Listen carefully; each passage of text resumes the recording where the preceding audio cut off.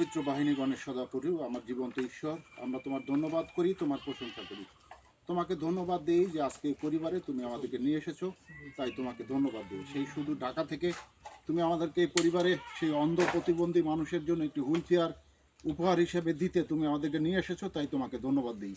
আমরা প্রার্থনা করতে চাই, পিতা তুমি শুনেছো, তার সেই পিঠে ব্যথা রয়েছে, কোমরে ব্যথা রয়েছে, সে চোখে দেখতে পায় না পিতা। আমরা বিশ্বাস করি তার সমস্ত কিছুতে তুমি সাহায্য করছো, এবং বিশ্বাস করি তার সেই কোমরে ব্যথা, ঘাড়ের ব্যথা, পিঠের ব্যথা, সমস্ত ব্যথা সে দূর হয়ে যাবে পিতা। সে যেন আগামীকাল সকালবেলায় বলতে পারে যে আমার দেহে সেই ব্যথা আর নেই।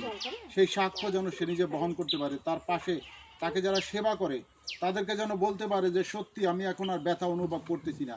কারণ এই বিশ্বাসে আমরা বলতে পারি পিতা তোমার কাছে আমরা একটি পবিত্র হৃদয় নিয়ে যদি কিছু চেয়ে থাকি, সেই চাওয়ার উত্তর তুমি দিয়ে থাকো। আমরা তোমার কাছে ধন দৌলত অর্থ সম্পত্তি চাই না পিতা, আমরা চাই শুধু আমাদের প্রার্থনার উত্তর তুমি দাও। সেই উত্তর দিয়ে তুমি আমাদেরকে সাহায্য করো।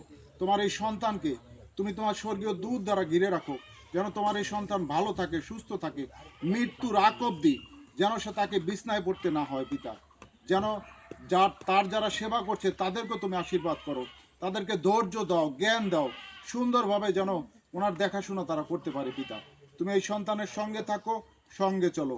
এই প্রার্থনা